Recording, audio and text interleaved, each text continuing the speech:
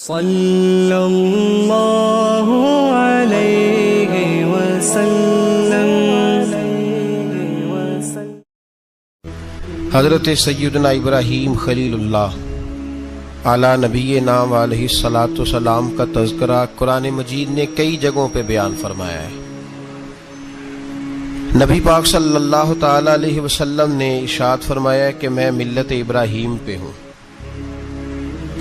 حضرت ابراہیم علیہ الصلاۃ والسلام کے سیرت کو، سوانح کو، ان کی زندگی کے واقعات کو قرآن مجید نے متعدد مقامات پہ بیان کیا ہے۔ انبیاء کرام علیہم السلام 1,24,000 کم و بیش ہوئے، لیکن دین اسلام میں نبی پاک علیہ السلام کی امت میں جو مقام حضرت ابراہیم کا ہے وہ بس انہی کا ہے۔ ان کی زندگی ایک بڑی خوبصورت، بڑی منفرد اور مسلمانوں کے لیے بڑی اسوہ نور دینے والی زندگی ہے۔ نبی پاک صلی اللہ علیہ وسلم نے فرمایا میں اپنے باپ حضرت ابراہیم کی دعا بن کے دنیا میں آیا ہوں۔ اور پھر محبوب پاک سید عالم صلی اللہ تعالی علیہ وسلم نے اپنی امت میں بھی جناب ابراہیم کے طریقے کو جاری رکھا۔ صحابہ نے قربانی کے بارے میں حضور سے پوچھا ما ھذہ الاضحیہ، یا رسول اللہ صلی اللہ علیہ وسلم یہ قربانی کیا ہے؟ تو فرمایا سنت ابیکم ابراہیم، یہ تمہارے باپ حضرت ابراہیم کا طریقہ ہے، یہ تمہارے باپ حضرت، حالانکہ قربانی نبی پاک صلی اللہ علیہ وسلم کا بھی طریقہ ہے، لیکن فرمایا تمہارے باپ حضرت ابراہیم، حضرت ابراہیم کے ذکر کو باقی رکھا۔ اللہم صلی علی محمد وعلی آل محمد کما صلیت علی ابراہیم وعلی آل ابراہیم، ان کے تذکرے کو باقی رکھا دین کے اندر۔ حضرت ابراہیم بڑی امتیازی شان والے نبی ہیں، بڑی امتیازی شان والے۔ رب کریم کا وہ دوست جس نے کوئی چیز بچا کے نہیں رکھی، ہر شے ہی اپنے رب کی بارگاہ میں پیش کر دی۔ چند چیزوں سے انسان کو بڑا پیار ہوتا ہے، گھر اسے بڑا پیارا ہوتا ہے۔ وہ بڑا خوبصورت ہوٹل، 5 سٹار ہوٹل میں رہا، وہ اسلام آباد گیا، کسی سفر پہ گیا تو بڑے اعلیٰ قسم کے اس کو کھانے ملے، بڑی چیزیں ملی، لیکن کبھی دائیں کروٹ کبھی بائیں کروٹ۔ تو ساتھ بیڈ پہ دوست تھا تو اس نے کہا صاحب سو جاؤ، تو اس نے کہا یار جو مزہ اپنے گھر میں سونے کا ہے وہ کسی اور جگہ تھوڑی ہے۔ گھر بڑا پیارا ہوتا ہے، انسان کو لگاؤ ہوتا ہے، جس بے تکلفی سے، سکون سے، آرام سے انسان اپنے گھر میں وقت بتاتا ہے، کہیں اور مشکل ہو جاتا ہے۔ دوسرا، انسان کو اولاد بڑی پیاری ہوتی ہے، بڑی عجیب شے، نہ ہو تب بھی بڑا دکھ ہے، اور ہونے کے بعد بھی اس کی بڑی آزمائشیں، یہ بڑی ایک میٹھی چیز ہے۔ اولاد ایک بڑا عجیب سا میوہ ہے، پتہ نہیں یہ کس انجیکشن کا نام ہے کہ چھاتی پر چڑھ جائے تو اللہ سکون عطا فرما دیتا ہے، پتہ نہیں کس ٹھنڈی دولت کا نام رب کریم نے اولاد رکھا ہے، بڑی پیاری ہوتی ہے اولاد۔ پھر تیسری چیز انسان کی اپنی جان ہے، اور یہ اتنی قیمتی شے ہے کہ اللہ کریم نے فرمایا کہ اگر تیری گردن پہ کوئی آدمی پستول رکھ کے، تلوار تیرے گلے پہ رکھ کے کہے نا کہ رب کا انکار کر دے ورنہ مار دوں گا، تو فرمایا وقتی طور پہ میری ذات کا انکار کر پر جان بچا جا۔ اگر تم مرنے کے قریب ہو گیا ہے اور حرام شے کھائے بغیر تو بچ نہیں سکتا، مر جائے گا، تو فرمایا چل تو اس طرح کر حرام کھا کے جان بچا، پر جان بچانا فرض ہے، ضروری ہے۔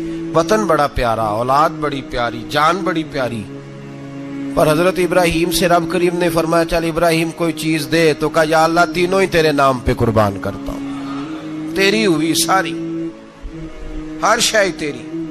حضرت ابراہیم نے دین کے لیے، آپ شہر بابل کے قریب پیدا ہوئے تھے، وہاں سے مصر آئے، مصر سے فلسطین آئے، اور فلسطین سے آ کر کے کعبہ آباد فرمایا۔ زندگی سفروں میں گزری، سفر ایک تکلیف والی چیز ہے، پر حضرت ابراہیم نے وطن چھوڑ دیا، گھر چھوڑ دیا۔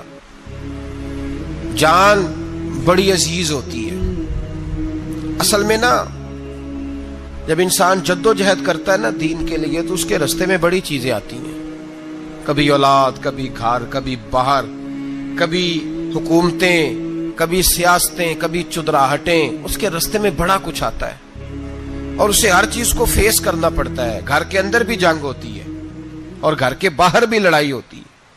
یہ آسان ہے ہی نہیں۔ ہم تو خیر ہتھیار چھوڑ کے پھینکنے والے لوگ ہیں، ہم بھولے بھالے لوگ ہیں، ہم کہتے ہیں میں نے تو کہا تھا مہندی نہ کرو، پر بیٹے نہیں مانے، بھولے جو ہوئے۔ اسی طرح حالانکہ اگر وہ بیٹا کہے نا کہ ابا جی لاؤ زندگی میں سارا کچھ میرے نام کرو، تو پھر ہم بھولے نہیں ہوتے، اور اس وقت ہم تیز ہوتے ہیں، کہتے ہیں یہ کیسے ہو سکتا ہے، ہاتھ کاٹ کے دے دوں۔ اس وقت نہیں، دین کے معاملے میں بھولے ہوتے ہیں۔ بیٹا بد مذہب کے پاس جا رہا ہے تو اس وقت ہم بھولے بھالے ہیں، کوئی عرض نہیں، لیکن اگر وہ اپنی پسند کی شادی کرے ہمیں کراس کر کے، پھر ساتھ ہی ہم تیز ہو جاتے ہیں۔ تو حضرت ابراہیم نے جب دین کے لیے نکلے تو جد و جہد کی، گھر کے اندر بھی گھر کے باہر بھی۔ آپ کے والد کا نام طارق ہے، وہ توحید پرست تھے، ایماندار تھے، پرہیزگار تھے۔ آپ کے چچا کا نام آزر ہے، وہ بت پرست تھے، بت بیچا کرتے تھے۔ حضرت سیدنا ابراہیم علیہ السلام جب میدان عمل میں نکلے تو حضرت ابراہیم علیہ السلام نے اپنے گھر سے جہاد شروع کیا، لڑنا پڑا۔ گھر کے اصولوں سے، چچا نے جو رواج بنائے ہوئے تھے اس رواج سے ٹکرائے۔ فرمایا میں اپنے گھر کے اندر یہ بت پرستی نہیں ہونے دیں گا۔ چچا کو ایک دفعہ نہیں، بار بار 100 دفعہ سمجھایا۔ آپ کا چچا بت بنا کے بیچا کرتا تھا۔ حضرت ابراہیم علیہ السلام تھوڑے بڑے ہوئے تو کہنے لگا کہ چلو میرے ساتھ، تم بھی بت بیچنے ہیں، ہمارا کاروبار ہے۔ حضرت ابراہیم ساتھ نکلے تو بت پکڑا ہے، گندے پانی کے اندر اس بت کو ڈبوتے ہیں، کہتے ہیں کسی نے خریدنا ہے تو خرید لو، نہ یہ نفع دے سکتا ہے نہ نقصان دے سکتا ہے، جو اپنا آپ نہیں بچا سکتا تمہیں کیا بچائے گا، خریدنا ہے تو خرید لو۔ چچا کہنے لگا تو کاروبار چمکا رہا ہے کہ تباہ کر رہا ہے۔ گھر میں بڑے معاملات خراب ہوئے، جھگڑے ہوئے، لیکن حضرت ابراہیم علیہ السلام ایک منٹ کے لیے بھی اپنے گھر کے اندر بھی کمپرومائز کرنے کو تیار۔ یہ تھوڑا مشکل میں نے پہلو چھیڑ دیا ہے، یہ تھوڑا مشکل پہلو چھیڑ دیا ہے۔ بڑا سمجھدار آدمی ہے پر بیوی سے پردہ نہیں کرا سکتا، سیانا ہے، پنچایت کا بندہ ہے، جو اس سے آپ کہیں گے وہ بات یہ سنائے گا، لیکن کہتا ہے نہیں جی میں نے کوشش کر لی ہے۔ کس قسم کی کوشش ہے صاحب، یہ کیسے ہو گیا؟ حضرت ابراہیم علیہ السلام نے گھر کے اندر سے فرمایا نہیں کرنے دوں گا، گھر کے اندر بھی ٹکرائے، فرمایا تم جو بھی ہو، پاش پاش کیا چچا کے اصولوں کو، اور باہر جب نکلے تو صرف علاقے کے چیئرمین سے نہیں ٹکرائے، ایم پی ایم این اے وزیر مشیر سے نہیں ٹکرائے، سپر پاور نمرود دنیا کا واحد حکمران تھا، اس وقت دوسرا کوئی حکمران ہی نہیں تھا، اکیلے حکمران سے جا کر ٹکرائے، کوئی ساتھ فوج نہیں تھی، کوئی ساتھ ان کے طاقت بظاہر دنیا داری کی کوئی نہیں تھی، پر حضرت ابراہیم جا کے ٹکرائے، اور میرے رسول پاک صلی اللہ علیہ وسلم نے سند بیان کی، فرمایا افضل الجہاد کلمۃ الحق عند سلطان الجابر، فرمایا سب سے افضل جہاد یہ ہے کہ تو ظالم بادشاہ کے سامنے کھڑے ہو کے حق بات بیان کر دے، یہ سب سے بڑا جہاد ہے، یہ سب سے افضل الجہاد کلمۃ الحق عند سلطان الجابر، سب سے بڑا جہاد۔ حضرت ابراہیم کھڑے ہو گئے، سپر پاور سے ٹکرائے۔ یہاں ہم لوگ حکمتوں کا شکار ہیں، دیکھیں گے، کریں گے، سوچیں گے، اور مولوی صاحب کو ویسے کہتے ہیں آپ پرہیز کریں سیاسی باتوں سے۔ بھئی اللہ کے ہر نبی نے جا کے وقت کے ظالم حکمران کو لتاڑا ہے، للکارا ہے، یہ تو مشن انبیاء ہے۔ حضرت سیدنا ابراہیم علیہ السلام نے جو اس کو جا کے کہا کہ تو جھوٹ بولتا ہے، تو جھوٹا ہے، تو خدائی کا دعویٰ کرتا ہے، تو بہت بڑا ظالم ہے، اور قرآن مجید نے اس ساری بات کو بیان فرمایا۔ حضرت ابراہیم علیہ السلام سے کہنے لگا میں رب ہوں، تو آپ نے فرمایا میرا رب تو وہ ہے جو زندہ کرتا اور مارتا ہے، تو پھر آپ حق بات بیان کریں گے تو اللہ مارے گا کہ بندہ مارے گا؟ کچھ بھی نہیں ہوتا، کیونکہ زندگی موت کس کے ہاتھ میں ہے؟ اللہ کے ہاتھ میں، زندگی موت اللہ، کچھ بھی نہیں ہوتا۔ انسان صحیح سمت کا تعین کرے اور صحیح چلے۔ حضرت علی شیر خدا سے کسی نے کہا تھا کہ آپ کے بڑی دشمنی ہے، کوئی محافظ رکھ لیں، آپ فرمانے لگے موت خود بہت بڑی محافظ ہے، وقت سے پہلے آتی ہی نہیں، بڑی محافظ ہے. وقت سے پہلے علامہ نورانی رحمۃ اللہ تعالی علیہ کراچی جیسے شہر میں رہا کرتے تھے, جہاں گام گام پہ خطرہ تھا. لوگوں نے کہا حضرت اتنے بڑے لیڈر ہو, آپ کی جماعت کی 62 سیٹیں ہوئی قومی اسمبلی میں, ایک ایسا وقت بھی آیا تو کوئی ایک آدمی بندوق والا. آپ فرمانے لگے مجھے ضرورت ہی نہیں, اس لیے کہ جس خدا رسول کے لیے میں نکلا ہوں وہ خود ہی حفاظت کرنے والے ہیں, ضرورت نہیں ان چیزوں. تو بھائی حضرت ابراہیم ٹکرائے اور آپ کا انداز کیا ہے؟ جا کے کہا کہ تو نہیں, خدا وہ ہے جو زندہ کرتا. اور اس نے ایک بیوقوفوں جیسی دلیل دی. ایک آدمی کو کل پھانسی دینی تھی تو اس کو بلایا, کہنے لگا تجھے کب پھانسی ہے؟ اس نے کہا کل. کہنے لگا جا تجھے ذات کیا زندگی دی, اس کو چھٹی دے دی. ایک عام آدمی بیچارہ بیٹھا تھا, اس کو پکڑ کے نا کہنے لگا اس کی گردن اڑا دو. کہنے لگا دیکھ لو میں بھی زندہ کرتا اور مارتا ہوں, وہ جو کل مرنے والا تھا میں نے زندہ کر دیا ہے, اور جس کو پتہ ہی نہیں تھا کہ میں نے مرنا ہے اسے پکڑ کے میں نے مار دیا ہے. یہ بیوقوفوں جیسی دلیل ہے. حضرت سیدنا ابراہیم علیہ الصلوۃ والسلام چاہتے تو اسی وقت دلیل توڑ دیتے کہ تو کیا بیوقوفوں جیسی بات کر رہا ہے, اگر تو زندگی دیتا ہے تو مرے ہوئے میں جان ڈال کے دے جس کو تو نے مارا ہے.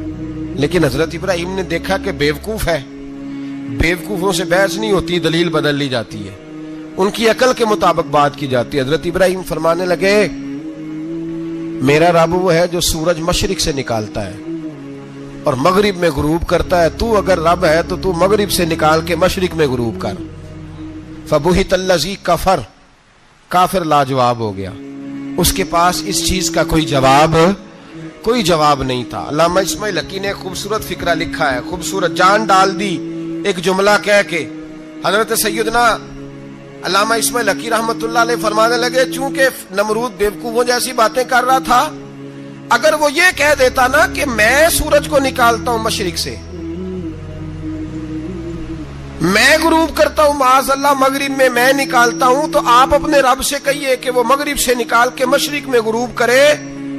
علامہ اسماعیل حقی فرماتے ہیں رب کریم کی آواز قدرت تھی, مالک حضرت ابراہیم علیہ الصلوۃ والسلام کے اس, اگر وہ کہہ دیتا اور حضرت ابراہیم دعا کر دیتے تو رب کریم نے فرشتوں کو تیار بٹھایا ہوا تھا.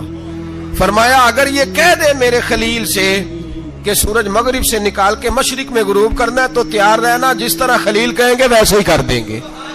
واتخذ اللہ ابراہیم خلیلا, ابراہیم ہمارا دوست جو ہوا, جیسے کہے گا ویسے کر دیں گے. حضرت سیدنا ابراہیم علیہ السلام کی باتوں کا جب جواب نہ دے سکا, دلیل نہیں بندہ دیتا, پھر لڑائی کرتا ہے, پھر جھوٹے موٹے اعتراض کرتا ہے.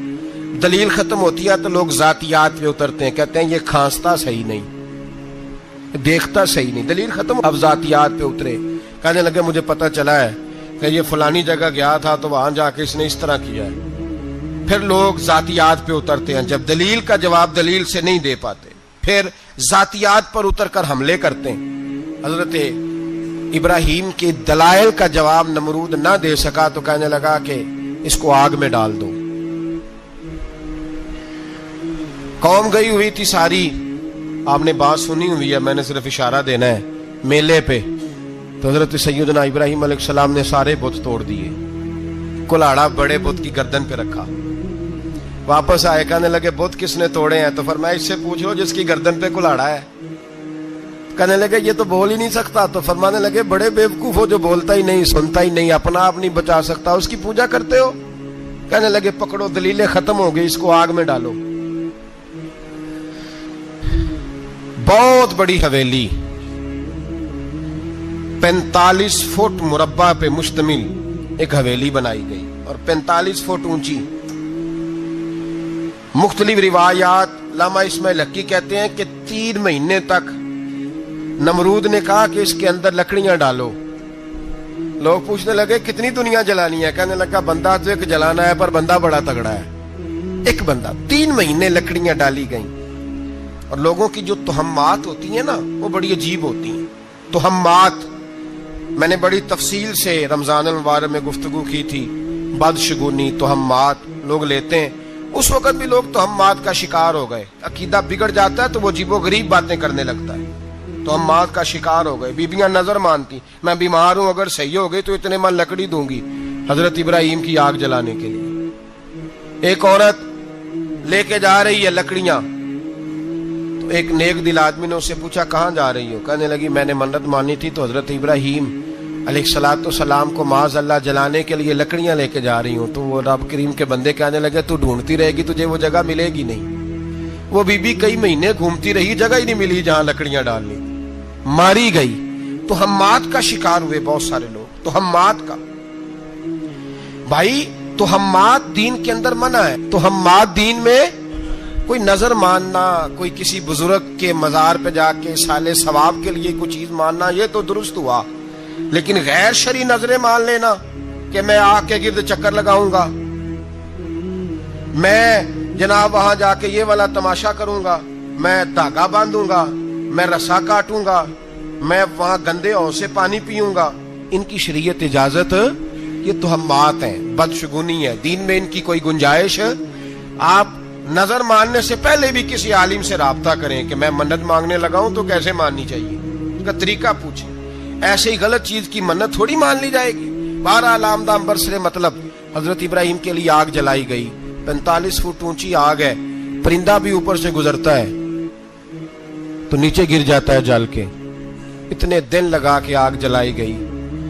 اب حضرت ابراہیم کو جلایا جانے لگا ہے. یہاں تو موجیں ہے نا, جو کسی ادارے کا سربراہ ہے اس کے لیے موج ہے, کسی جگہ آفیسر بن گیا تو موج ہے, پیر صاحب کے لیے موج ہے, علامہ صاحب کے لیے موج ہے, خطیب صاحب کے لیے موج ہے. جلنا کس کو پڑتا ہے؟ وہ علی کوئی نہیں رہا اللہ ماشاءاللہ. وہ لوگ گزر گئے جو تکلیفیں سہ کے کام کرتے تھے, گزر گیا زمانہ. حضرت سیدنا ابراہیم علیہ السلام کو جلایا جانے لگا ہے تو اب اتنی بڑی آگ ہے تو ڈالے کیسے؟ شیطان نے تجویز دی کہ منجنیق بناؤ. منجنیق, بڑے بڑے بانس باندھ کے ان کے نیچے رسا باندھو. وہ جس طرح جھولنے کے لیے جھولا بنایا جاتا ہے, اس طرح ایک منجنیق پرانے زمانے میں اس میں پتھر رکھ کے پھینکے جاتے تھے دشمنوں پہ. وہ منجنیق بنائی گئی کہ دور سے حضرت ابراہیم کو پھینکیں گے. ہاتھ حضرت ابراہیم کے باندھ دیے, پاؤں مبارک باندھ دیے, پوری زمین پہ ایک نام لینے والا خدا کا. اور اس کو آج رسیوں میں جکڑا ہوا ہے. جب پھینکا جانے لگا نا آگ میں, حوریں رونے لگی, فرشتے تڑپنے لگے, اے اللہ یہ کیا ہونے لگا ہے؟ ایک تیرا خلیل اور وہ بھی آگ میں. فرمایا جاؤ جا کے اس سے کہو اگر تمہاری مدد لیتا ہے تو اسے بچاؤ. ہوا کا فرشتہ آیا, کہا ابراہیم اگر تو کہے. او بھائی, ان چیزوں کو کہانی سمجھ کے نہ سنا کریں, یہ داستان نہیں, یہ وہ طریقے ہیں جو ہمارے رسول نے ہمیں اپنانے کا حکم ارشاد فرمایا ہے. جو عقیدے, یہ وہ نظریات ہیں جو ہمیں اوڑھنے کو کہا گیا. اپنے رب کریم کی رضا پہ راضی رہنے کے یہ وہ خوبصورت مواقع ہیں صوفیاء نے جن کو بنا کر سمجھا کر ہم تک پہنچایا ہے. یہ ہے اہل طریقت کی باتیں. وہ کہتے ہیں یار جس حال میں رکھے راضی رہنا ہے. حضرت ابراہیم علیہ السلام کو پھینکا جا رہا ہے, فرشتہ آیا, اے اللہ کے خلیل اگر حکم دو تو اتنی ہوا چلاؤں کہ نمرودی جل جائیں سارے, آگ ان پہ پھینک دی جائے. آپ نے فرمایا تو جا, تجھ سے مجھے کوئی کام نہیں. تھوڑی دیر کے بعد پانی کا فرشتہ آیا, کہا حضور اتنی بارش برساؤں گا کہ آگ بجھ جائے گی. فرمایا تو جا, تجھ سے کوئی کام نہیں. اب جب منجنیق میں رکھ دیے گئے, آگ میں جانے کا لمحہ ہے, تیاری ہے, حضرت جبریل امین حاضر خدمت ہوئے. کہا ابراہیم کوئی حاجت؟ فرمایا تجھ سے کوئی نہیں. کہا چلو مجھ سے نہیں تو رب کریم سے ہی بات کر لو, مجھے پتا ہے میں چھوٹا ہوں, آپ مجھ سے مدد کیوں لوگے, رب کریم سے ہی بات کر لیں.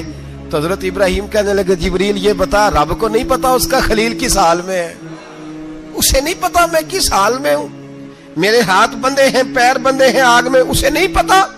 بتایا تو اسے جاتا ہے جس سے خبر نہ ہو. تو اگر اسے پتا ہے تو اگر وہ جلانے پہ راضی ہے تو میں بھی جلنے کو تیار ہوں, میں تیار ہوں. اسے کہو ٹھیک ہے. حضرت سیدنا ابراہیم علیہ السلام کو منجنیق میں ڈال کے جو پھینکا آگ میں, یا نار کونی بردم و سلامن علی ابراہیم, اللہ نے فرمایا اے آگ میرے ابراہیم پہ ٹھنڈی بھی ہو جا اور سلامتی والی بھی ہو جا. حضرت ابراہیم کو 2 فرشتوں نے بٹھا دیا زمین پہ, پھول کھلے ہیں, کونپلیں مہک رہی ہیں, کلیاں خوشبو دے رہی ہیں. حضرت ابراہیم نے سر سجدے میں رکھ دیا, سبحان اللہ والحمد للہ ولا الہ الا اللہ واللہ اکبر. حضرت ابراہیم اللہ کی تسبیح پڑھنے لگے, رب کریم کا شکر بجا لانے لگے. نکلے وہاں سے, کچھ دن گزر گئے, نکلے, حکم ہو گیا ابراہیم علاقہ چھوڑ دو, حضرت ابراہیم علیہ السلام وہاں سے نکل کے مصر آئے، چچا کے پاس ٹھہرے، انہوں نے اپنی بیٹی جناب سارہ کا نکاح کر دیا۔ کچھ آگے بڑھے تو ایک ظالم بادشاہ سے ٹکرائے، اس نے ایک شہزادی، ایک بادشاہ کی بیٹی قید کی ہوئی تھی، جناب ہاجرہ نام تھا، ان کو قید سے چھڑا کے ساتھ لائے، حضرت لوط علیہ السلام بھی ساتھ، یہ 4 لوگوں کا قافلہ چلا، فلسطین میں جا کے پڑاؤ ڈالا، گھر بار چھوڑا، تبلیغ شروع ہوئی۔ حضرت ابراہیم کے گھر میں 2 خواتین ہیں، ایک آپ کی بیوی ہیں، ایک حضرت ہاجرہ ہے، اولاد کوئی نہیں، بڑا میوہ ہے میٹھا، گھر وہی آباد ہوتا ہے جس میں بچے روتے ہیں، گھر ہوتا ہی وہ ہے جس میں بچوں کی چنچناہٹ ہوتی ہے، بھن بھناہٹ ہوتی ہے۔ حضرت ابراہیم نے ایک بچہ روتے ہوئے دیکھا تو آنکھوں میں آنسو آئے، کہنے لگے ربی حب لی من الصالحین، یا اللہ مجھے بھی نیک اولاد عطا کر دے۔ حضرت سارہ نے سن لیا، کہنے لگی ابراہیم شاید میرے بطن سے تو آپ کو نصیب نہیں، ہاجرہ سے نکاح کر لو۔ جناب ہاجرہ سے نکاح ہوا۔ اللہ تو بڑا بے نیاز ہے، رب کریم نے حضرت اسماعیل جیسا خوبصورت بیٹا عطا فرمایا۔ بیٹا کالا سیاہ بھی ہو تو سینے کی ٹھنڈک ہوتا ہے، پر یہ تو وہ بیٹا ہے جس کی پیشانی میں نور محمدی چمکتا ہے صلی اللہ علیہ وسلم۔ حضرت سیدنا اسماعیل علیہ اتنے خوبصورت، اب جس بیوی کے ہاں بیٹا تھا، بیٹھنا اٹھنا بھی زیادہ اس کے پاس، آنا جانا بھی اس کے پاس، توجہ ادھر ہو گئی۔ جناب سارہ رشک کرنے لگی، ایک دن کہنے لگی اسے چھوڑ آ جنگل میں، وادی غیر ذی زرع، مکے کے پاس۔ بھائی ایک بیٹا عالم دین بنا لو، کہنے لگا روٹی کہاں سے کھائے گا؟ تیرے 5 بیٹے ہیں، کو حافظ قرآن بنا، کہتے روٹی کہاں سے کھائے گا؟ وہ بچہ بھی کہتا ہے میں کہاں سے کھاؤں گا؟ حضرت ابراہیم علیہ السلام تو چند مہینے کا بچہ چھوڑ آئے، تو کہاں سے روٹی کھائی حضرت اسماعیل نے؟ کہاں سے کھائی ان کی اماں نے روٹی؟ بھوکے مر جاتے ہیں یہ سارے۔ میں بڑی ذمہ داری سے کہا کرتا ہوں کہ جتنی خوبصورت روٹی اللہ کریم دین کے خادموں کو عطا کرتا ہے شاید کسی اور کے نصیب ہوتی ہو، لیکن ہم لوگ توجہ ہی نہیں کر رہے، ہمارا ذوق ہی نہیں بن رہا، ہم یہ محنت ہی نہیں کر رہے کہ قوم کو مستند علماء کی ضرورت ہے، علاقوں کے علاقے خالی ہیں، ادھر ہمارا مزاج ہی نہیں بن رہا، توجہ ہی نہیں دین کی خاطر۔ اور پھر چلے بچے تو بعد کی بات ہے نا، جو ابھی خود جوان ہے وہ بھی یہ دعا، ایک صاحب مجھے کہنے لگے میں دعا مانگ رہا ہوں اللہ مجھے بیٹا دے تو میں اسے دین پہ لگاؤں گا، تو میں نے کہا آپ بھی بوڑھے نہیں ہوئے، آپ خود ہی لگ جائیں، بیٹا تو ابھی آئے گا تو لگے گا نا، تو آپ تو اس وقت ہے تو آپ تو پہلے لگے نا صاحب، 2 گھنٹے تو نکال کے آئے، دین سیکھنے کو کافی ہے۔ آپ اتنی لمبی سوچ رہے ہیں کہ بچہ آئے گا تو بڑا ہوگا تو وہ جائے گا تو دیکھی جائے گی، ابھی تو آپ ہیں تو آپ تو آؤ۔ حضرت ابراہیم نے بچہ وہاں چھوڑا۔ یہاں سے جو عمرہ کرنے لوگ جاتے ہیں نا، جو حج کرنے جاتے ہیں، ان کو پتا ہے کہ وہاں دنیا کی ہر نعمت ملتی ہے، پھر بھی ڈبل ٹرپل پیسے لوگ جیبوں میں ڈال کے جاتے ہیں۔ حضرت ابراہیم جب وہاں لے کے گئے تو کوئی انسان نہیں تھا، پانی کا قطرہ نہیں تھا، 2 کلو کھجوریں، ایک مشکیزہ، بیوی کو تھمایا۔ ہمارے گھر میں ہزاروں چیزیں پڑی ہیں، لیکن وہ جو توکل ہے نا وہ ختم ہو گیا ہے۔ اللہ دے گا، حلال حلال پہ قناعت کرے، جائز جائز پہ بھروسہ کرے، رب کریم عطا کرنے والا ہے، وہ مزاج ختم ہو گیا۔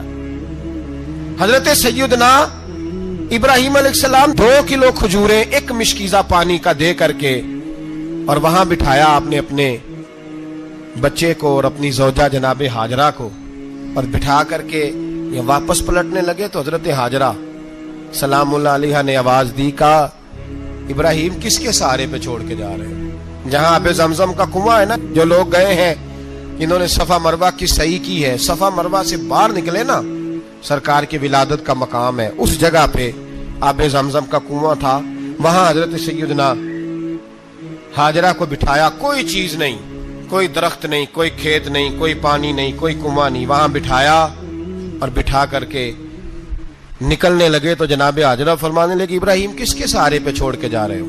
کہنے لگے اللہ کے سہارے پہ۔ تو پاک باز بی بی نے ایک لفظ پوچھا، کہا ابراہیم یہ میرے رب کا حکم ہے، یہ میرے، بس جن کا عقیدہ توحید مضبوط ہو ان کے لیے ایک جملہ کافی ہوتا ہے، یہ میرے اللہ کا حکم ہے۔ تو جناب ابراہیم علیہ السلام فرمانے لگے ہاجرہ ہاں رب کا حکم ہے۔ جب یہ لفظ کہے تو چاہیے تھا نا حضرت ابراہیم تسلی دیتے، تو بی بی صاحبہ تسلی دینے لگی، عرض کرنے لگی ابراہیم اگر اللہ کا حکم ہے تو پھر آپ ہماری فکر نہ کرنا، اگر یہ رب کا حکم ہے تو پھر ہماری فکر نہ کرنا، جس رب نے ہمیں یہاں تک پہنچایا ہے وہ ہمیں کبھی بھی ضائع نہیں فرمائے گا. پھر فکر نہ کرنا. حضرت ابراہیم آ گئے, بات آپ نے سنی ہوئی ہے, اشارہ کرنا مقصود ہے. 13 سال میں چلے مان بھی لیا جائے بعض روایات کی روشنی میں کہ آتے جاتے بھی رہے, لیکن مکمل دیکھ بھال اپنے بچے کی پرورش میں پورا حضرت ابراہیم علیہ السلام کا کردار, سارا کردار ماں کا تھا. میں جب خواتین کے بارے میں کوئی بات کرتا ہوں تو میں آپ کو اکثر کہتا ہوں کہ یہ صرف بیوی کے لیے حکم نہیں ہوتا, یہ ٹریننگ بیٹی کو دینی ہے اور بہن کو دینی ہے. یہ تربیت کرے اپنے گھر میں. میں تجربے کی روشنی میں یہ بات عرض کیا کرتا ہوں کہ بھائی بچے باپ کے فرما بردار اس وقت ہوتے ہیں جب اماں انہیں باپ کا فرما بردار کرتی ہے, اور بچے باپ کے نافرمان بھی تب ہوتے ہیں جب اماں انہیں باپ کا. میں نے اپنے کانوں سے سنا ایک دفعہ ایک بچہ اپنے باپ سے کہہ رہا ہے آپ نے تو ساری زندگی باہر گزار دی, پیسے کمانا کون سا مشکل کام ہے, دکھ سکھ تو سارے اماں نے برداشت کیے, سکولوں میں وہ جاتی تھی, فلانا کام وہ کرتی تھی, فلانا کام. اب یہ سوچ اس کی ذاتی تو نہیں, یہ اس کو دی گئی ہے. اور اگر اس کو یہ سوچ دے دی جائے کہ اماں کہے کہ میں تو اپنوں میں رہی ساری زندگی, میں نے تو اپنوں میں وقت گزارا, اور تیرا باپ تو کئی دفعہ جنازے بھی نہیں پڑھ سکا, نے تو ماں باپ ایسے دفن کر دیے, وہ اگر یہ سوچ فراہم کرے تو پھر بچہ باپ کا فرما بردار ہوتا ہے. اور یہ والی روایتیں ہم بیوی کو سناتے ہیں, حالانکہ کس کو سنانی چاہیے بولیے؟ بہن اور بیٹی کو. بہن اور بیٹی کو سنائیں یہ باتیں, ان کو سمجھائیں تاکہ آگے جا کے وہ جو گھر ترتیب دے وہ گھر بڑا عمدہ اور نکھرا ہوا ہو. حضرت سیدنا ابراہیم 13 سال کے بعد آئے, چونکہ گھر میں اللہ تبارک و تعالیٰ کی دوستی کا چرچا تھا, اللہ تبارک و تعالیٰ کی محبوبیت کا غلبہ تھا. 13 سال کے بعد فلما بالغ معہ سعیا, بیٹا جب اتنا بڑا ہوا کہ سال چلنے لگا تو حضرت ابراہیم نے اپنے بیٹے کو بلا کے کہا بیٹا مجھے خواب آئی ہے, میں تجھے ذبح کر رہا ہوں, تیری کیا رضا ہے؟ تو حضرت اسماعیل کہنے لگے یا ابت افعل ما تؤمر, ابا جی اللہ جیسے حکم دیتا ہے میرے ساتھ ویسے ہی کریں, جیسے اللہ حکم دیتا ہے ویسے ہی بولیے ویسے ہی کریں. حضرت حاجرہ کو کہا کہ ایک دوست نے دعوت کی ہے تو وہاں جا رہے ہیں, بی بی مطمئن ہے, تفصیلات کی ضرورت نہیں, ختم بات, اعتبار ہے, مطمئن ہو گئی. شیطان پیچھے سے آیا اماں کے پاس, ذرا تھوڑی دیر کے لیے تصور جمائیے, یہاں تو پڑوسن آ کے کوئی بات بتا دیتی ہے خاوند کے بارے میں تو کئی مہینے جھگڑا جاری رہتا ہے, پڑوسن محلے دار. شیطان نے آ کے بتایا لفظ کیا ہے, کہا حضرہ تمہیں پتا ہے کہاں جا رہے, کہا دوست کی دعوت میں. تو کہنے لگے دوست کون ہے؟ رب کریم, اور ابراہیم کا خیال ہے کہ اس رب نے مجھے حکم دیا ہے کہ میں ذبح کروں. تو حضرت حاجرہ کہنے لگی کبھی باپ بھی بیٹے ذبح کرتے ہیں؟ شیطان کہنے لگا ان کا خیال ہے کہ ان کے رب نے حکم دیا ہے. جناب حاجرہ فرمانے لگی اگر رب نے حکم دیا تو پھر تو مجھے شیطان لگتا ہے, تو مجھے شیطان لگتا ہے. کا کیا مطلب؟ فرمانے لگی اگر رب کریم کا حکم ہے تو میرے پاس ایک اسماعیل ہے, اگر 1000 بھی ہوتے میں سارے اللہ کے راستے میں پیش کر دے دیتی. مالک کا ہی تو ہے سارا کچھ, اسی کا ہے, اس میں لیت اللہ کی کیا گنجائش. حضرت سیدنا ابراہیم علیہ السلام نے بیٹے کے حلق پہ چھری رکھ بھی دی اور چھری چلا بھی دی, رکھ بھی دی, اور وہ تو اللہ کریم نے فرمایا یا ابراہیم قد صدقت الرؤیا, ابراہیم تو نے خواب سچا کر دکھایا, وہ قیامت تک تیرا نام رہے گا. حضرت ابراہیم نے وطن بھی دیا, جان بھی دی, بیٹا بھی, اللہ کریم نے دمبے دیے, فرمایا یہ فدیہ ہے. اب یہ قربانی قیامت تک حضرت ابراہیم کے طریقے کے مطابق جاری ہے. حضرت ابراہیم بہت بڑے مہمان نواز تھے, بہت بڑے.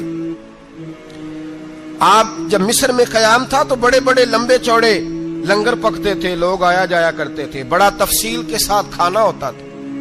مہمان نوازی آپ کی خاص صفت مبارکہ ہے.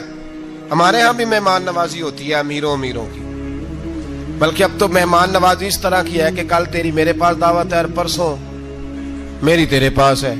وہی امیروں میں وہ چکر رہتا ہے, پارٹیاں دوست ایک دوسرے کو ڈالتے ہیں, تیری طرف پارٹی تیری طرف. اور اسی انداز میں اب یہ عید آئے گی نا, ٹکا پارٹیاں ہوں گی جگہ جگہ, اور لوگ سوال پوچھنے لگے ابھی سے, کہتے ہیں قربانی کا کتنا گوشت گھر رکھنا جائز ہے, قربانی کا کتنا گوشت گھر رکھنا جائز ہے, سارا ہی جی. اس لیے فریزر لے لے، فریج سے نہیں کام چلے گا، سارا ہی جہاز گھر رکھنا سارا ہی جائز ہے، رکھ لیں۔ او خدا کے بندے، قربانی وہ بندہ دیتا ہے جو سارا سال ہی گوشت کھاتا ہے، صحیح کہہ رہا ہوں؟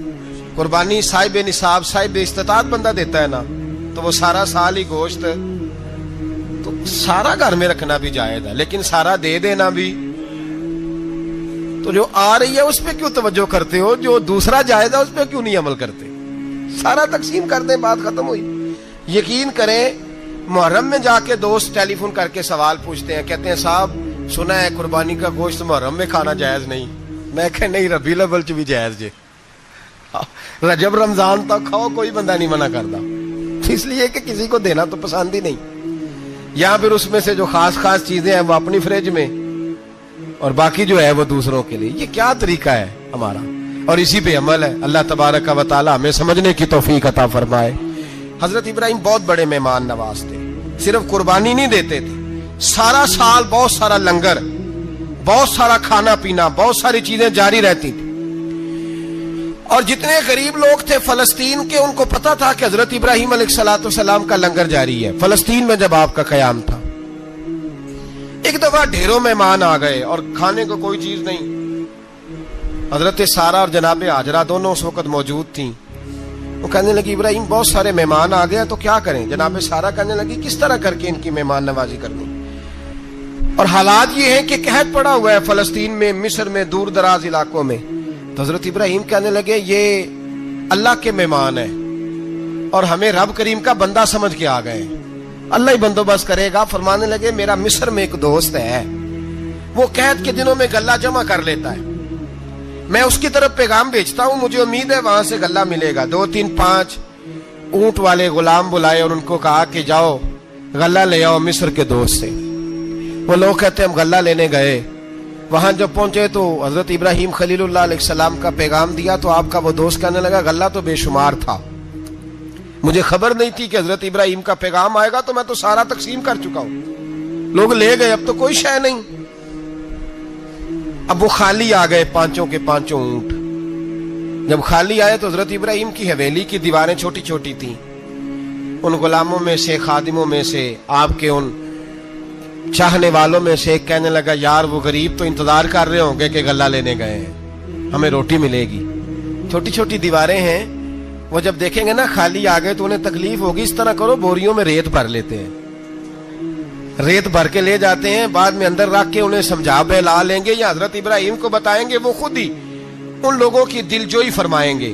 اب غلہ کی جگہ ریت بھر کے اونٹوں پہ رکھ کے لائی گئی، لا کے بوریاں جب رکھ دی گئیں، حضرت ابراہیم علیہ السلام دوپہر کے وقت آرام فرما رہے تھے، بی بی سارہ اٹھی، کہتی ہیں جب میں نے دیکھا نا کہ بوریاں پہنچ گئی ہیں تو گئی، غلام کو ساتھ لیا اور اس کو جب کھولا نا تو کہتی اتنی حسین گندم میں نے پہلے کبھی دیکھی نہیں تھی، اتنا پیارا دانا میں نے کبھی ملاحظہ ہی نہیں کیا تھا۔ فرماتی ہیں جب اس کو پیس کر چکی میں روٹیاں پکائیں تو خوشبو دور دور تک پھیل گئی، اعلیٰ غذا بنی، بڑے بڑے کھانے بیویوں نے مل کے پکائے، چن دیے گئے۔ حضرت ابراہیم اٹھے تو لوگ کھانا کھا رہے ہیں، سجدہ شکر ادا کیا، اور جب سجدے میں گئے تو وحی آنے لگی، پھر رونے لگے۔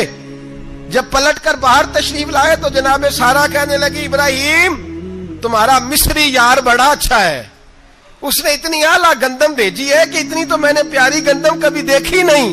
جناب ابراہیم مسکرائے، فرمانے لگی سارہ یہ مصری یار نے نہیں بھیجی، یہ میرے عرشی یار نے بھیجی ہے، یہ میرے عرشی یار نے بھیجی ہے۔ بھائی مہمان نوازی مزاج تھا، ہاتھ لٹا دینا مزاج تھا، دوسروں کی اشک شوئی مزاج تھا۔ حضرت ابراہیم علیہ السلام کا طریقہ ہے قربانی، حضور نے ان کا طریقہ بیان کیا۔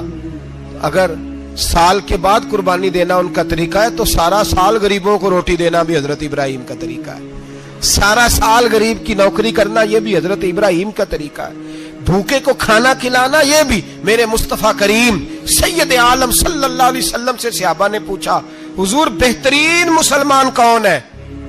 بہترین مسلمان تو حضور نے فرمایا جو سلام لینے میں پہل کرے اور غریب کو روٹی کھلانے میں سب سے اچھا ہو، وہ بہترین مسلمان ہے، زبردست مسلمان۔ ہمارے ہاں دعوتیں ہوتی ہیں تو امیروں کی، افطاریاں ہیں تو امیروں کی، اور میرے مصطفیٰ کریم علیہ السلام نے فرمایا بدترین دعوت ہے جس میں امیر بلائے جائے غریب نہ بلائے جائے، وہ بدترین دعوت حضرت ابراہیم کا طریقہ رہا، ساری زندگی مہمان نوازی۔ اور دوسرا ان کا مزاج تھا، اللہ سے پیار ہو گیا تھا نا، جب رب کریم سے محبت ہوتی ہے نا اور محبت کا احساس ہوتا ہے دل میں، پھر سجدے لمبے ہوتے ہیں۔ عام آدمی تو نماز بھی نہیں پڑھ سکتا، جسے خدا سے محبت ہوتی ہے وہ تہجد بھی نہیں چھوڑ سکتا۔ وہ یہ محبت کی بات ہے نا، جس کو پیار ہوتا ہے اس کی تہجد بھی ہے، اس کی اشراق بھی ہے، چاشت بھی ہے، اس کے عمرے بھی ہیں، اس کے حج بھی ہیں، اس کے بار بار کعبۃ اللہ کے دیدار بھی ہیں۔ یہ محبت الہی ہے، جوش مارتی۔ ان لوگ سجدہ کرتے ہیں تو اٹھتے ہی نہیں، اللہ کے بندوں سے پیار کرتے ہیں اللہ کی۔ حضرت ابراہیم کو رب کریم سے اتنی محبت تھی، اتنا پیار تھا کہ وہ آپ کی زندگی کے ہر پہلو سے چھلکتا تھا۔ ایک وقت ایسا آیا کہ اللہ تعالیٰ نے حضرت ابراہیم کو بہت زیادہ مال عطا فرمایا، اتنے اونٹ گنے نہیں جاتے، گائیں اتنی زیادہ کہ شمار نہیں ہوتی، بکرے بکریاں اتنی زیادہ کہ شمار، بہت زیادہ مال اللہ نے عطا فرمایا۔ اور ابھی کچھ عرصہ پہلے آپ پیچھے جائیں نا تو جو لفظ مال تھا وہ روپے پہ تو بولا ہی نہیں جاتا تھا، وہ جانوروں پہ بولا جاتا تھا۔ بہت زیادہ مال اللہ نے دیا، بکریاں، گائیں، اونٹ، بیل، بڑا کچھ۔ تو رب کریم نے فرشتوں سے فرمایا کہ واتخذ اللہ ابراہیم خلیلا، ابراہیم میرا دوست ہے۔ تو فرشتے کہنے لگے یا اللہ جسے اتنا کچھ دیا جائے اس نے دوست تو بننا ہی ہوتا ہے، تو نوازا ہی پڑا ہے، اتنا مال، اتنے کھیت کھلیان، اتنا کچھ۔ اللہ کریم نے فرمایا جاؤ آزمائش کر لو، امتحان لے لو۔ فرشتہ امتحان لینے پہنچ گیا۔ حضرت ابراہیم کے جانور چر رہے ہیں چراگاہ میں، حضرت ابراہیم بھی ہیں، غلام بھی ہیں، بہت بڑا ریوڑ ہے، آپ تشریف فرمائیں۔ ایک فرشتہ آیا تو کھیت میں چھپ کے بیٹھ گیا اور بلند آواز سے کہنے لگا سبحان اللہ والحمد للہ ولا الہ الا اللہ واللہ۔ یہ تسبیح بڑی پسند ہے، محبوب نے ان کی فضیلت بیان کی۔ اب وہ حضرت سیدنا ابراہیم علیہ السلام کھڑے تھے تو وہ کھیت میں بیٹھ کے تسبیح پڑھنے لگا، سبحان اللہ والحمد للہ ولا الہ الا اللہ۔ حضرت ابراہیم کہنے لگے یہ میرے رب کا نام کون لے رہا ہے، بڑی اس کی میٹھی آواز ہے، بڑی، کون ہے؟ ڈھونڈنے لگے، گھومتے گھومتے اس کے پاس چلے گئے، فرشتہ انسانی شکل میں، تو میرے رب کا ذکر کر رہا تھا؟ اس نے کہا میں ہی کر رہا تھا۔ فرمانے لگے یار ایک دفعہ پھر نہیں کرتا؟ تو کہنے لگا ابراہیم پہلے تو میں اپنی مرضی سے کر رہا تھا، تو کہتا ہے تو پیسے لگیں گے، پیسے ہیں تو کر دیتا ہوں۔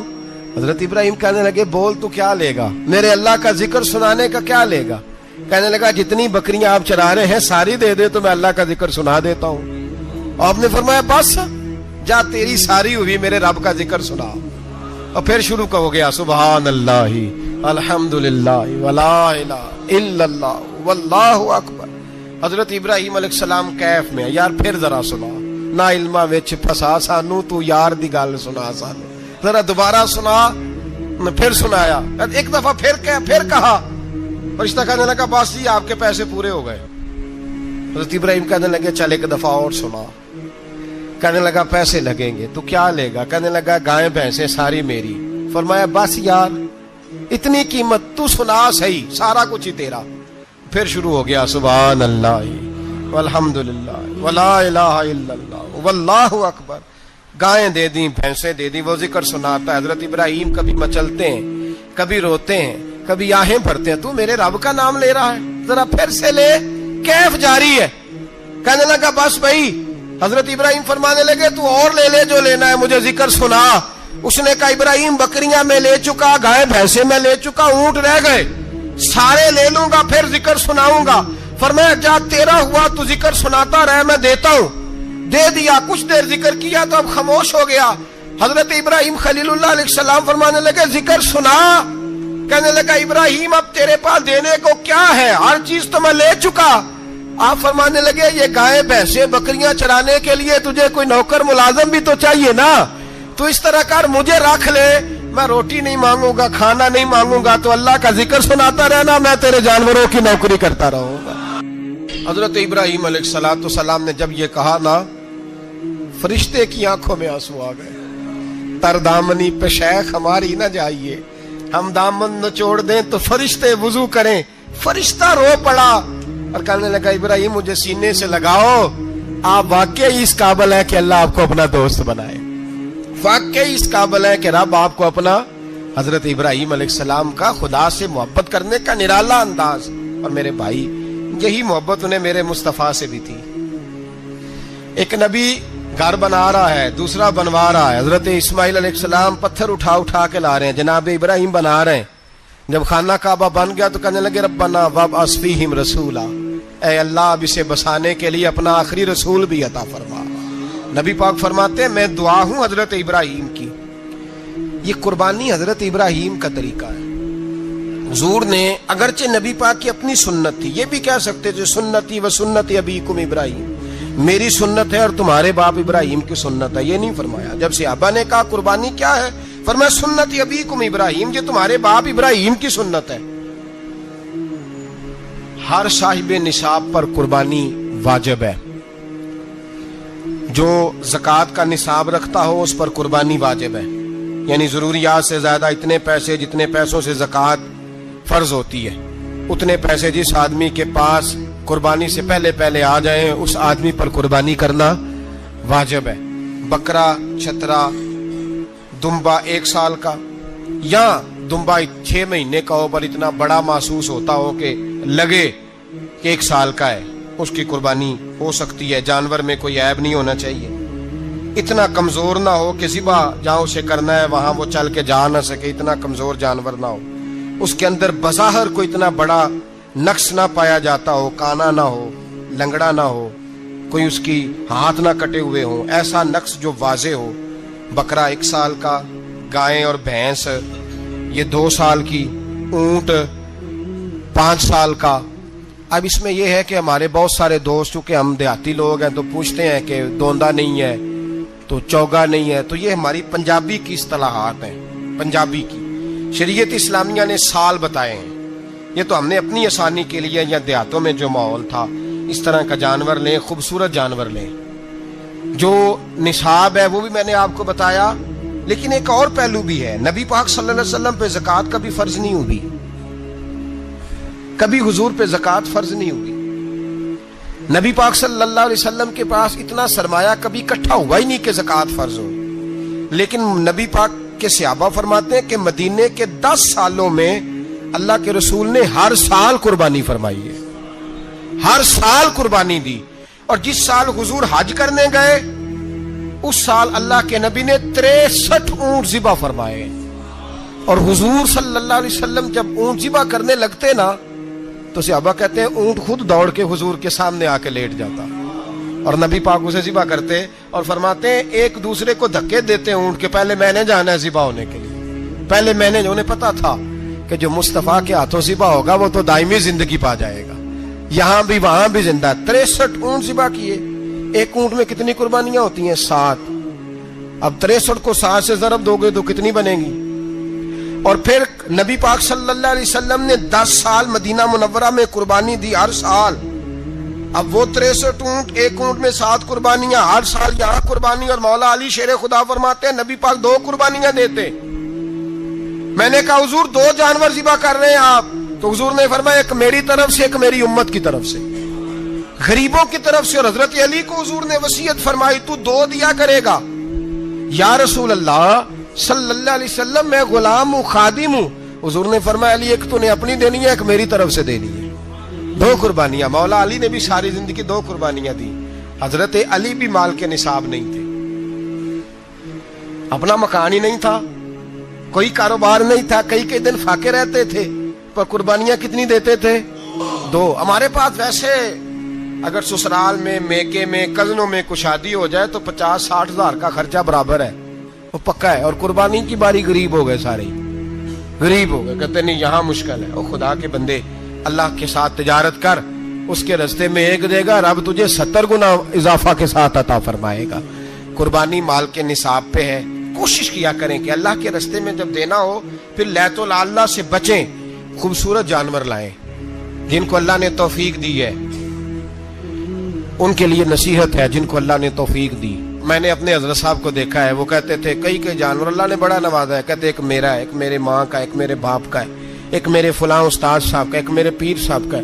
یہ جانور غوث اعظم جیلانی کا نام کا دے رہا ہوں. اور پھر ایک بڑا خوبصورت جانور بندہ ہوتا اور حضرت خود ان کو چارہ ڈال رہے ہوتے تو حضور یہ کیا ہے؟ فرمانے لگے یہ میں رسول اللہ کے نام پہ قربان کروں گا، یہ نبی پاک کے نام پر قربان کیا جائے گا۔ جن کو اللہ نے حیثیت دی ہے وہ کوشش کریں اپنے محبوب کی طرف سے بھی قربانی کریں، نبی پاک کے نام کی قربانی دے، خوبصورت سا جانور پیارا، پھر اس کی خدمت ہو، پھر اس کی قربانی دی جائے اور نبی پاک کے نام پر قربانی دی جائے۔ حضور نے خود وصیت فرمائی حضرت ابو بکر صدیق کو، قربانی بڑا حسین عمل ہے، اور میرے نبی پاک صلی اللہ علیہ وسلم نے ناراضگی بھی فرمائی، ذرا خوگر حمد سے تھوڑا سا گلا بھی سن لے۔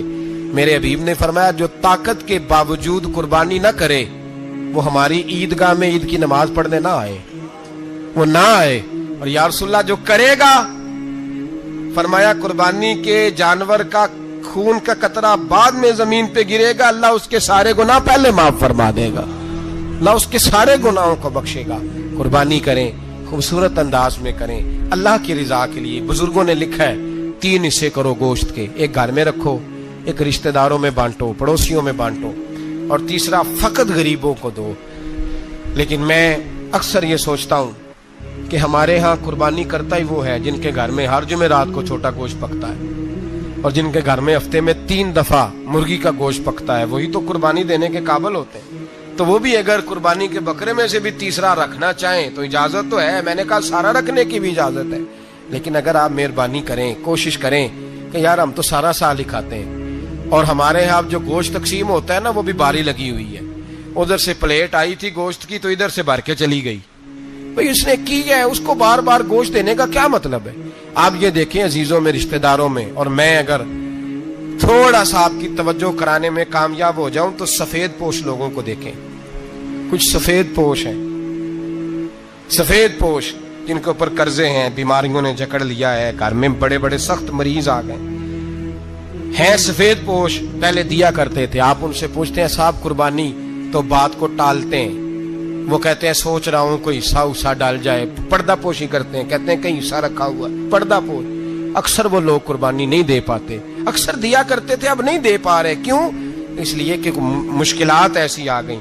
ان لوگوں کا خیال کریں، ان کے گھروں تک گوشت پہنچا کے آئیں، ان پر توجہ کریں۔ وہ سفید پوش آدمی کبھی ذکر نہیں کرے گا، کچھ تو ایسے ہیں جو خود پہنچ جاتے ہیں کہ ہمیں گوشت دیا جائے، لیکن کچھ سفید پوش ہیں لا یسألون الناس الحافا، اللہ فرماتے ہیں کچھ لوگ لپٹ لپٹ کے سوال نہیں کرتے، سفید پوشی کا بھرم رکھتے ہیں، کا مزاج نہیں۔ ان کی طرف دیکھیں، اپنے رشتہ داروں کو دیکھیں، خاص کر ان رشتہ داروں کو دیکھیں جن کا آپ کو پتہ ہے کہ غریب ہیں، مجبور ہیں، ان کے گھروں میں گوشت بھیجیں۔ غریب بیٹیوں، غریب بہنوں کا خیال کریں، اس طرف متوجہ ہوں، ان کے ساتھ اس نے سلوک کریں، اس طرف آپ لوگ خیال کریں۔ اللہ ہمیں سمجھنے کی توفیق عطا فرمائے۔ واہ رمز سجن دی ہور، واہ رمز سجن دی ہور، عاشق بنا نہ سمجھے کور، واہ رمز سجن دی ہور، عاشق بنا نہ سمجھے کور، واہ رمز